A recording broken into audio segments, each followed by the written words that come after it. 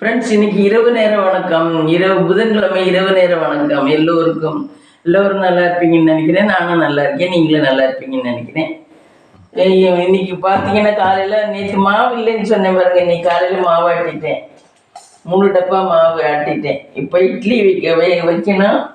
தக்காளி சட்னி, தக்காளி வெங்காயம் பூண்டு இதெல்லாம் போட்டு சட்னி அரைக்கணும் ஃப்ரெண்ட்ஸ். மிக்சியில் இட்லி ஊற்றணும். தக்காளி சட்னியா? தக்காளி சட்னி, ஆமாம். வரமிளகா எடுக்கணும். வரமிளகா 2 மிளகா மிச்சம்லாம் போட்டுட்டு உப்பு கொஞ்சம் போடணும். உப்பு கொஞ்சம் போட்டேன்.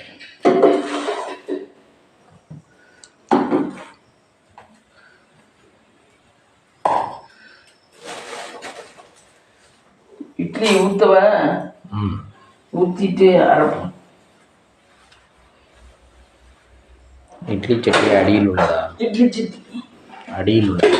அடியில் உள்ள இதில் தண்ணி முடிச்சுட்டு வரேன். இந்த தண்ணியே வேணாலும் ஊற்றிக்கலாமே. இந்த தண்ணி நல்ல தண்ணி.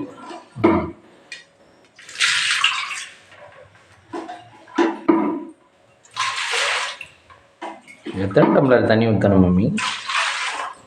தண்ணி ரொம்ப கம்மியாக வச்சோம்னா சட்னி இதாகி போயிடும். அதனால தண்ணி கொஞ்சம்.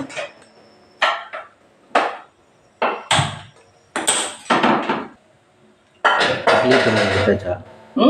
இட்லி துணி எடுத்தாச்சா? எடுத்தாச்சு, கிடைச்சிருச்சு. கண்டுபிடிச்சிட்டேன். ரொம்ப புதுசாக இருக்கு. இட்லி துணியெல்லாம் இப்படி தான் இருக்கும். புதுசு புதுசாகலாம் பண்ணக்கூடாது. ஏன் அழுக்கு துணியில் செஞ்சால் டேஸ்ட்டாக இருக்கும்? இட்லி துணியில் நம்ம நீட்டாக கசக்கி தான் வச்சுருக்கோம். அதனால இட்லி துணியெல்லாம் அப்படி தான் இருக்கும். அது யார் வீட்லையாவது இட்லி துணி புதுசாக வெள்ளையா பார்த்துருக்கியா நீ? தம்பி, என்ன அதுக்காக இவ்வளோ கரையோட இருக்கிறது இல்லையா? கரையெல்லாம் இல்லை, இது ஆவியில் அவியிறது இப்படி தான் இருக்கும். சரி, இது ஏன் மஞ்சளாக இருக்குமா? இல்லை, வெள்ளையாக தானே இருக்கணும் துணி. இல்லை, அது நாள்பட இட்லி துணினா இப்படி தான் வருது. அது நாள்பட அழுக்கு தானே சேருது. இல்லை, அழுக்கு இல்லை, அழுக்கு சேர்றது. இந்த மாதிரி காலையில் ஆட்டி வச்ச மாவு, காலையில் ஆட்டி வச்ச மாவு ஃப்ரெண்ட்ஸ் எப்படி இருக்கு பாருங்க. பொப்புன்னு இருக்கு. இந்த ஒரு பிள்ளைய கண்ணை அப்படி தானே இருக்கும். குழந்தைங்க நல்லா துங்குன்னு இருக்கும். முஸ்கு முஸ்குன்னு பிடிக்கிற போல இருக்கும்.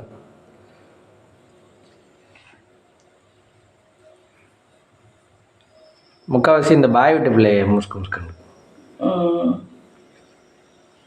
இட்லி பந்து மாதிரி இருக்கு பத்தியா?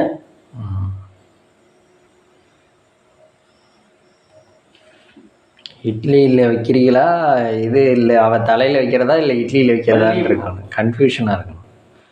அந்த மாதிரி இருக்கணும். இட்லினா 2 தடவை ஊற்றுறோம்னா முடிஞ்சு வச்சு வேலை முடிஞ்சிருச்சு. தோசைனா? தோசையும் ஈஸியாக தான் இருக்கு. நிறைய பேர் இருந்தால் சிரமம். இருக்குன்னா ஈஸியாக தான் இருக்கு. அதுக்காக வீட்டில் இருக்கால 2 பேர் இருக்குன்னு சொல்ல முடியுமா? ஆமாம். இல்லை, இதை மிக்சியில் அரைச்சிட்றேன். உப்பெல்லாம் போட்டேன், எல்லாம் போட்டேன். இந்த மிக்சியில் அரைப்போம். நீ எப்பயும் அந்த மிக்சியிலே அரைக்கலாம். புது மிக்சியா? ஆமாம், புது மிக்சி இல்லை, அதானே புது மிக்சி. அது பேர் என்ன? Bullet mixie. Bullet mixie. இதுக்கு மிக்சி கப்பு புதுசான்னு கேட்கறதுக்கு பதிலாக இதை கேட்டேன். கப்பா? ஃப்ரெண்ட்ஸு, சட்னி அரைச்சிட்டேன். அதை தாளிச்சு விட போகிறேன் பாருங்க. தாளிக்க போகிறேன். கடுகு,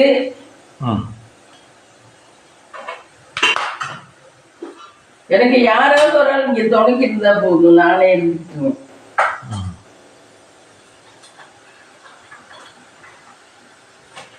என்ன மம்மி எடுக்கிறீங்க? மறைச்சு எடுக்கிறீங்க. இந்த கடுகு பெருங்காயம் கொஞ்சம் வியூவர்ஸ் காட்டுங்க. கடுகு பெருங்காயம் பாருங்க ஃப்ரெண்ட்ஸ். இது இப்படி பண்ணி வச்சுருக்கேன் குட்டி குட்டியா. இது ஈஸியாக ஒரு பீஸாக எடுத்து போட்டுக்குவேன். கடுகுல கொண்டாந்தாச்சு. இது நல்லெண்ணெயிலேயே செக்கில் ஆட்டின எண்ணெய். நல்லெண்ணெயில செக்கில் ஆட்டினதா? இல்லை, நல்லெண்ணெயும் செக்கில் ஆட்டுறது தானே அது. வள்ளிக்கண்ணம்மாவோட இந்த பாத்திரம் ரொம்ப பழைய பாத்திரமா இருக்கு. இதில் தான் பணியாரம்லாம் நல்லா வரும். அது நல்லது போடலை. ராசி பாத்திரம். ஆமாம், ராசி பாத்திரம்லாம் இல்லை, ம், பணியாரம்லாம் சூப்பராக வரும். அதுக்கு பேர் தான் ராசி. இல்லைன்னா வேறு புதுச்சட்டியில் போட்டால் நல்லா இல்லையே. பணியாரம் ஷேப்பெல்லாம் சரியாக வரும் ஃப்ரெண்ட்ஸ். ம், அப்பா. அதில் அதனால ம், கொஞ்சம் மஞ்சத்தூள் போடணும். கொஞ்சம் மஞ்சத்தூள், கொஞ்சம் மிளகாய்த்தூள்.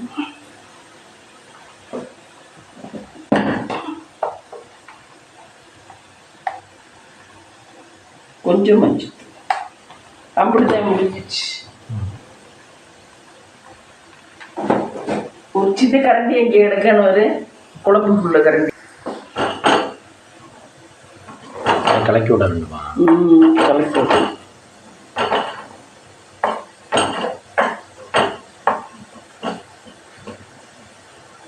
இந்த தடவை ஒரு 5 days பிஃபோர் ஆயிடுச்சிங்க.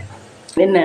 இந்த தடவை ஆமாம், இதான் தேங்காய் இல்லை. அப்புறம் நான் என்னத்தை பண்ணுறது? தேங்காயே வாங்கலை. நீ வர்றதே இருட்டுக்குள்ளே வர, எங்கிட்ட தேங்காய் வந்துடுது. சரி, இந்த இன்னொரு செக்கச்சவேர்னு ஒரு துவையல் இருப்பீங்க, மிளகா துவையல், அது அரைக்கலாம். எப்படி? ரொம்ப வெறும் காரமாவ? இது தக்காளி துவையல். ஆமாம், நான் சொல்கிறது மிளகா துவையல். இது எப்படி வச்சுட்டோம்னா அது பாட்டுக்கு தெரிக்காது. அதுக்கு மூடியை போட்டு வெளியே வர ஆரம்பம். ஆமாம், பண்ணோம். அங்கே பாருங்க கைஸ், இட்லி பந்தா இருக்குது. இட்லி அவிஞ்சிச்சான்னு பார்க்குறேன். இது அவிஞ்சிச்சு. இப்படி தண்ணி தொட்டு தொட்டு பார்த்தா ஒட்டலைன்னா அவிஞ்சிச்சு. அவிஞ்சிச்சு. ஒட்டுச்சுன்னா என்ன? ஃபஸ்ட்டு நடை தான் கொஞ்சம் லேட் ஆகும், அடுத்த நடையெல்லாம் சீக்கிரம் வந்துடும். எவ்வளோ நேரம் ஆகும்? ஃபஸ்ட்டு நடை ஒரு 10 நிமிஷம் ஆகும்னு வச்சுக்கவே. அப்புறமெல்லாம் சீக்கிரம் வந்துடும். நம்மளோட அடுப்பு தான் இது வாங்கினது என்னமோ மேடு பள்ளமா இருக்கு. அதனாலதான் இந்த இது தகரம் அந்த இது உட்காரல ஒழுங்கா, அதனாலதான் ஆடுது. இங்கே பாருங்க, இட்லி காலையில் ஆட்டின மாவு சூப்பராக இருக்கும். காலையில் திரும்பி 11 மணிக்கு 12 மணிக்கு தான் ஆட்டி வச்சேன். அதுவே பிடிச்சிருக்கு. என் கைக்கு இட்லி மாவுலாம் நல்லா இருக்கும், கரெக்டாக வரும். ஒவ்வொருத்தர் கைவாக தான் இட்லி மாவுலாம். அப்போ அரைச்சி கொடுத்து ஃபேக்ட்ரியாக ரன் பண்ணுவோமா?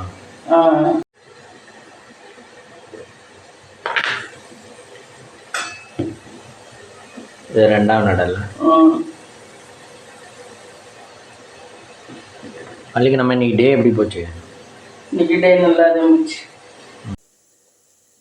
இட்லி காலையில் வெளில நான் 11-12 மணிக்கு ஆட்டி வச்சேன். அது பாரு நல்லா நல்லா இருக்கு, பூவா. இந்த சட்னி ரெடி ஆயிடுச்சு. இது பார்த்தியா, டம்ம டம்ம டம்மன்னு டம்ம டம்முன்னு எல்லாம் சேர்ந்து வந்துருச்சு. பார்த்தியா, போதும், இதுக்கு மேலே வேண்டாம். சரி மம்மி, இட்லிக்கு 7 இட்லி வேகிறதுக்கு ஒரு டைம், இல்லை 50 இட்லி ஒரு தட்டாக இருந்துச்சுன்னா வேகிறதுக்கு வேறு? இல்லை இல்லை, எல்லாம் ஒன்றா ஊற்றி வச்சிட்டோம்னா எல்லாம் ஒரே நேரம் தான். ஒட்டுக்கவே இப்போ இதுலேயே 13 குழி இருக்கு, 25, 21 குழி இருக்கு, 51 குழி இருக்கு. கல்யாணக்கார வீட்டெல்லாம் 51 குழி ஊற்றுவாங்க. அது எல்லாமே ஒட்டுக்கவே 51 இட்லியும் அமைஞ்சிடும். ஆனால் அது வேகிறதுக்கு டைம் கூட எடுத்துக்குமா?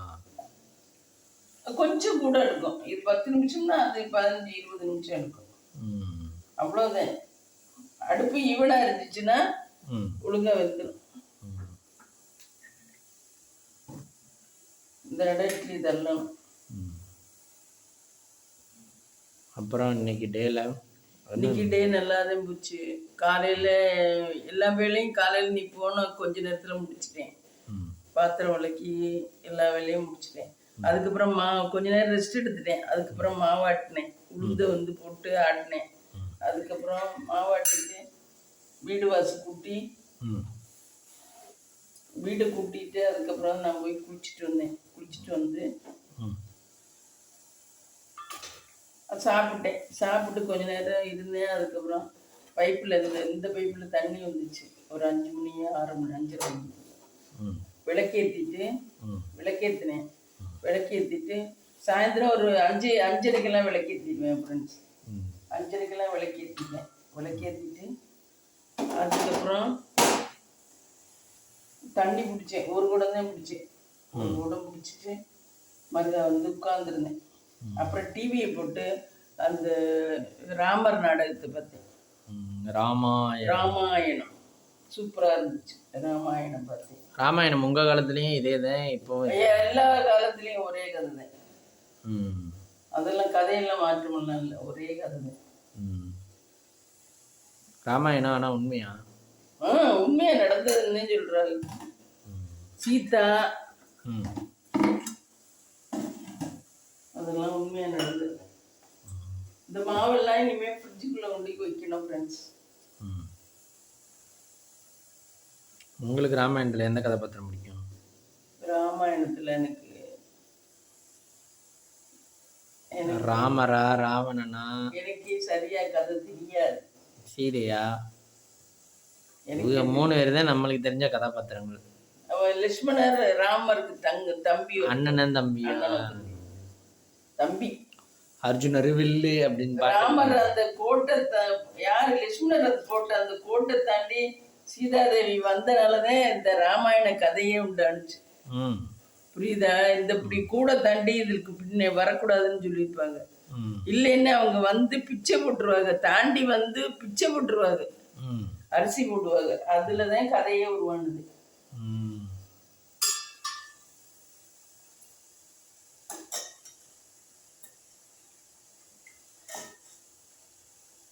அது எத்தனை இதுவா இன்னும் இதுவா இருக்குல்ல, பாரம்பரியமா இருக்கு அதெல்லாம்.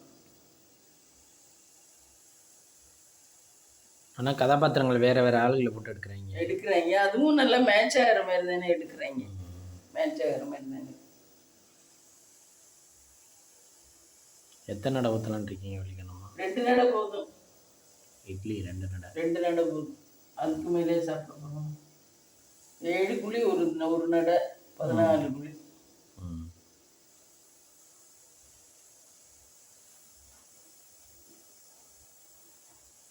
காலைல விலை எழுந்திரிச்சது வரைக்கும் நமக்கு டயர்டா இருக்கா? இல்லை, நான் தூங்கிட்டேனே, 2 தூக்கம் தூங்கிட்டேன். காலையில 10 மணிக்கு படுத்து கொஞ்ச நேரம் ரெஸ்ட் எடுத்துட்டேன். அதுக்கப்புறம் சாப்பிட்டு கொஞ்ச நேரம் ரெஸ்ட் எடுத்துட்டேன். எனக்கு வீட்டில் இருக்கிறது ஜாலியாக தான் இருக்கு, எங்கேயும் போகிறத விட. வேலையை பார்க்குறோம், நம்ம வேலையை பார்க்குறோம். நம்ம கொஞ்ச நேரம் இந்த இதெல்லாம் பார்க்குறேன், யூடியூப் எல்லாம். வினோத் ஐஸ்வர்யா, வினோத் சங்கீதா அவங்ககிட்டலாம் பார்த்தேன். யூடியூப் எல்லாம் பார்ப்பேன் கொஞ்ச நேரம்.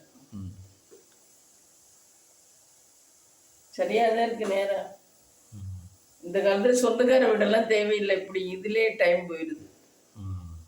யாரோடையும் பேசவே தேவையில்லை. என்ன நினைக்கிற? ஓகே. ஆனா அவங்க இருந்தா பிளஸ் தான். இருந்தா பிளஸ். வாங்க மாமா. அந்த காலம் மாதிரி இப்ப சொந்தவங்க எல்லாம் எந்த சொந்தமே ஒட்டுறது இல்லை யாருமே.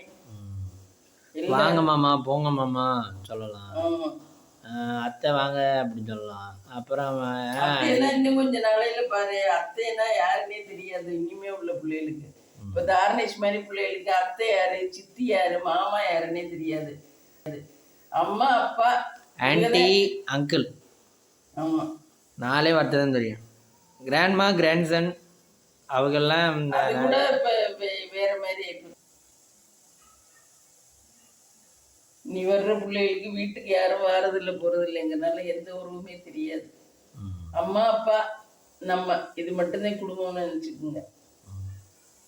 குடும்பத்து ஆளுங்கன்னா அவங்க மட்டும்தான் அம்மா அப்பா. உங்க வீட்டுல அந்த காலத்துல எல்லாம் யார் யார் வருவாங்க? எங்க வீட்டுல எல்லாம் அம்பாச்சி வருவாங்க, சூயாச்சி வருவாங்க. அவங்க எல்லாம் யாரு உங்களுக்கு? அவங்க சித்தி வேணும், அம்மாவோட தங்கச்சி மாரி சித்தி வேணும் முறை. அவங்க எல்லாம் வருவாங்க. கல்யாணத்துக்குலாம் வந்தாங்கன்னா ஜேன்னு சூப்பரா இருக்கும், நல்லா இருக்கும். எங்க காலம் மாதிரி எல்லாம் என்ஜாய் பண்ண முடியாது. இப்ப என்னதே பணம் இருந்தாலும். நாங்க சின்ன வயசா இருக்கையெல்லாம் நல்லா இருக்கும். கொட்டகை எங்கே வரைக்கும் போட்டிருப்பா தெரியுமா கல்யாணத்துக்கு? கொட்டகை சூப்பரா. அவ்வளவு கூட்டம் வருமா? கூட்டம் இல்ல, வர்றவங்களே புழங்குறதுக்கு. அவங்க எல்லாம் படுக்கிறது வெளியே தான் படுப்பாங்க. அப்பதான் இதுல எல்லாம் ஹால்ல எல்லாம் படுக்க மாட்டாங்க, வெளியே கொட்டைக்குள்ளேயே வச்சு போட்டு அப்படியும் இப்படியும் படுப்பாங்க கல்யாணத்துக்கு வரவங்க. அம்பாச்சி சுங்கிச்சு எல்லாமே இப்படித்தான் படுப்பாங்க. நல்லா இருக்கும், சூப்பராக இருக்கும்.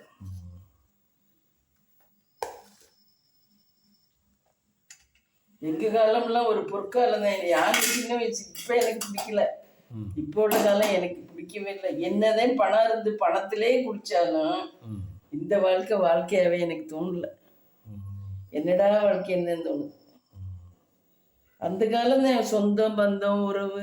அந்த காலத்தில் பணம் இருந்தால் நல்லா இருக்குமா, இல்லை பணம் இல்லைனாலும் பரவாயில்ல? பணம் அந்த காலத்தில் எல்லாருக்கிட்டையும் இல்லை. இந்த காலத்தில் இப்போ எல்லாருக்கிட்டையுமே பணம் இருக்கு. புரியுதா? பணத்துக்கு மதிப்பே இல்லை. யார்கிட்ட வேணாலும் பணம் இருக்கு. அப்போ வந்து ரேராக படிச்சவங்க. அப்போ அம்பாச்சி அம்பளெல்லாம் இன்ஜினியர். அவர் அப்பவே இன்ஜினியர். அவர்லாம் இன்ஜினியர். 2வது பரம்பரை பணக்காரன். அதனால அவங்களுக்கு ஒரு தனி மகத்துவம் இருந்த மாதிரி இருந்துச்சு. இப்போ அப்படி கிடையாது. இப்போ எல்லார்கிட்டையும் பணம் இருக்கு. அதனால மதிப்பே இல்லாமல் போச்சு. மதிப்பு இல்லை, வாழ்க்கைக்கு அர்த்தமும் இல்லாமல் அது மாதிரி இருக்கு. என்னவோ வாழ்க்கை ஓடுது. இப்போ கடவுள் படைச்ச வாழ்க்கை அப்படி ஓடிட்டு. எனக்கெல்லாம் அந்த காலம் தான் பிடிக்கும்.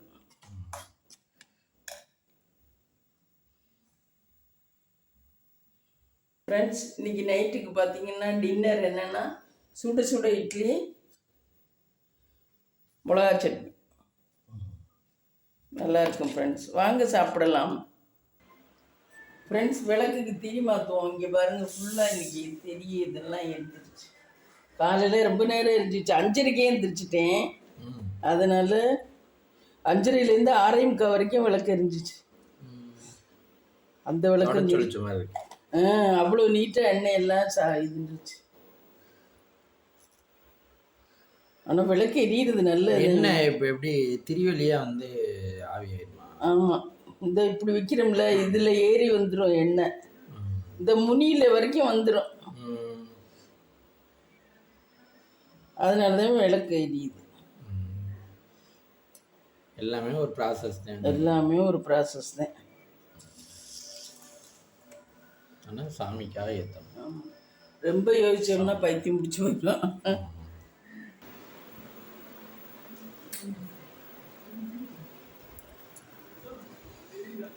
சாமி ரொம்ப வாசமாக இருக்குல்ல. நம்ம சாமி, நம்ம குலதெய்வம் உள்ள இருக்காரு. இன்னும் உப்பு இங்கே தான் இருக்கு. உப்பு அங்கே தான். அது சாமி கும்பிடுற மாதிரி தான் வச்சுருக்கேன். அதை எரிச்சு அதை பிரித்து அங்கே நம்ம சமைக்கிற உப்போட கலக்கணும் ஒரு நாள். கலந்து அது புழங்கணும்னா அது நல்ல இது பவர், லட்சுமி கடாச்சம். ஆமாம், உப்பெல்லாம் எப்பவுமே மகாலட்சுமியோடது தான். அது சமைக்கிற போட கொண்டு கலக்கணும். நான் கலக்காம வச்சிருக்கேன்.